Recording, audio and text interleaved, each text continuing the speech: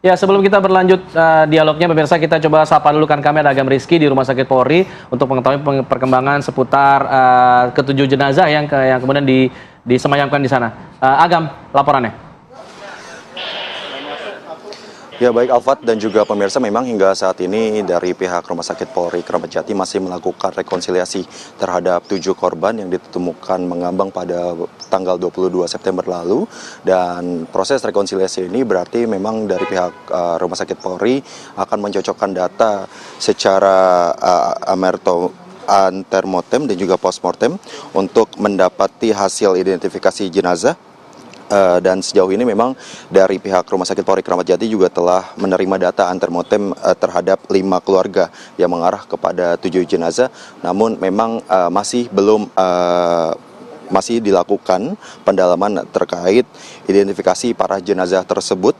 Dan juga adapun pihak Rumah Sakit Polri Kramat Jati saat ini juga masih belum dapat menyimpulkan apa penyebab dari kematian terhadap 7 jenazah yang ditemukan pada tanggal 22 September lalu di Kali Bekasi ini, Alfat. Dan informasi selanjutnya memang dari Kabid Yandokpol Rumah Sakit Polri Kramat Jati yaitu Kombes Heri Wijatmoko ini menyampaikan bahwa dalam keterangannya pemeriksaan tambahan akan dapat tentukan penyebab dari kematian ketujuh jenazah tersebut. Dan juga nantinya untuk memastikan penyebab kematian ini akan dari tim DVI perlu melakukan sejumlah tahapan. Pemeriksaan tahapan ini terdiri dari toksologi dan juga patologi. Namun berdasarkan hasil pemeriksaan dasar menurut Heri juga tidak ditemukan luka-luka terhadap 7 jenazah tersebut yang memang telah ditemukan mengambang pada tanggal 22 September lalu di Kali Bekasi ini, Alfat. Untuk sementara demikian. Baik, terima kasih Agam Rizky atas laporannya langsung dari Rumah Sakit Polri Kramat Jati. Kita langsung ke Pak Arianto. Pak Arianto, kalau mencermati saat ini sudah semakin sadis begitu ya, seperti yang tadi Alfat katakan. Sudah tidak berpikir panjang lagi untuk, bahkan kebanyakan masih di bawah umur, Pak. Menggunakan senjata tajam, kemudian bahkan menyiram air keras kepada petugas. Nah, apakah memang dari pihak kepolisian melihat semakin sudah cukup sadisnya ini, semakin meresahkan masyarakat, langkah yang lebih konkretnya lagi seperti apa untuk menanggulangi tawuran-tawuran yang tidak hanya terjadi di satu tempat, banyak tempat bahkan? Sebetulnya kalau dari pandangan saya, Pak, sebelum saya jadi polisi sampai jadi pensiun dari polisi, itu yang namanya tawuran umum itu ya, baik antar sekolahan, antar kampung, itu sudah terjadi sejak dulu.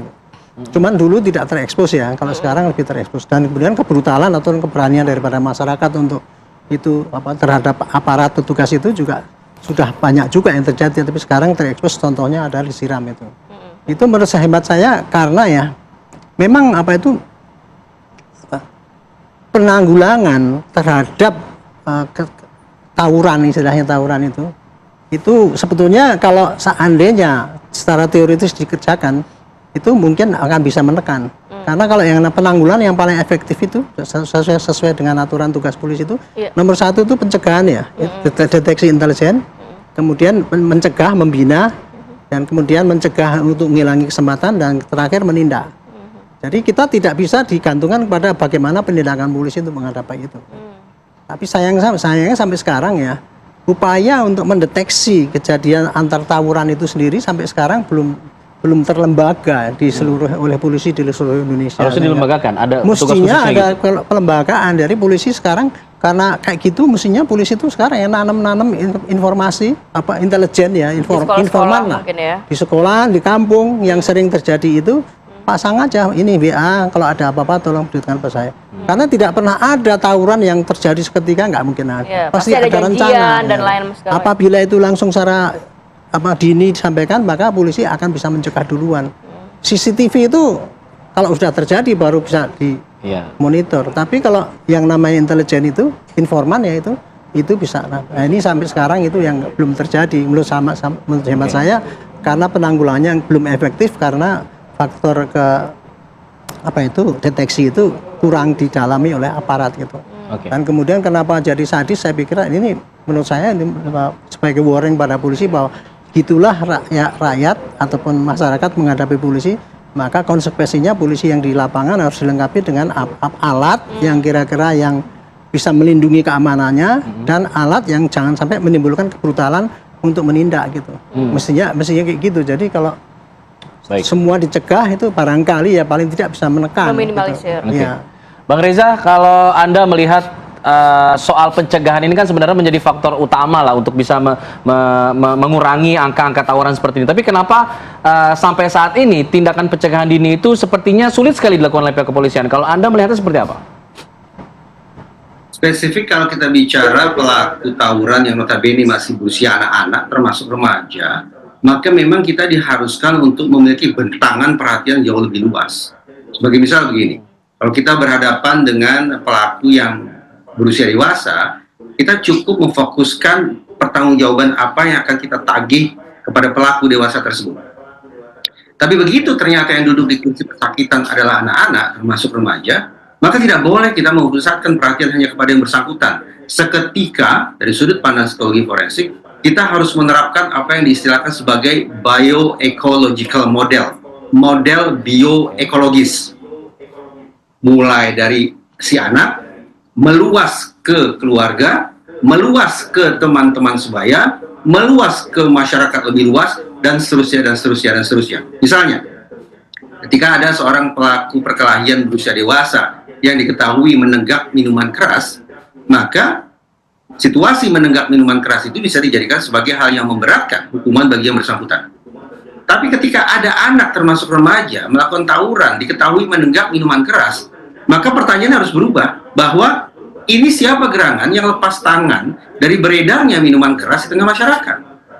Sudah barang tentu tidak realistis juga kita meminta kehadiran polisi pada semua sisi kehidupan, itu tidak mungkin. Tapi yang ingin saya katakan adalah ternyata ada cara pandang yang harus kita bedakan ketika kita berhadapan dengan pelaku tawuran yang berusia anak-anak termasuk remaja.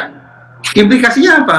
Ya apa boleh buat ya, undang-undang sistem peradilan pidana anak niscaya mengorting anak-anak yang melakukan pidana. Niscaya, sekeji apapun pasti dikorting. Itu poin nomor 1. Dan yang kedua, semestinya pada saat yang sama, sekali lagi, otoritas terkait harus mencari ini siapa juga yang harus ikut bertanggung jawab. Kenapa kemudian ada senjata tajam sedemikian mengerikan bisa beredar di masyarakat? Siapa yang produksi? Ini mirasnya miras branded, miras bermerek, ataukah miras oplosan, dan seterusnya. Kemudian ada narkoba. Kenapa ada lingkungan gelap gulita? Kenapa kemudian ada kali yang tidak terpagari, dan seterusnya, dan seterusnya. Sekali lagi, ini memang merupakan kerja keras yang suka tidak suka ketika kita berhadapan dengan pelaku pidana, termasuk tawuran, yang masih berusia anak-anak, termasuk remaja. Baik. Memang kalau berbicara tawuran ini memang kita harus melakukan dari hulu ke hilir begitu ya, baik dari lingkungan terkecil keluarga, kemudian sekolah. Luas sekali cakupannya. Luas sekali cakupannya, dan terakhir mungkin pihak kepolisian juga mengantisipasi dengan banyak upaya yang dilakukan tadi dikatakan oleh Pak Arianto tadi. Baik, terima kasih banyak Bang Reza dan juga Pak Arianto sudah bergabung pada pagi hari ini. Sehat selalu. Wassalamualaikum. Waalaikumsalam.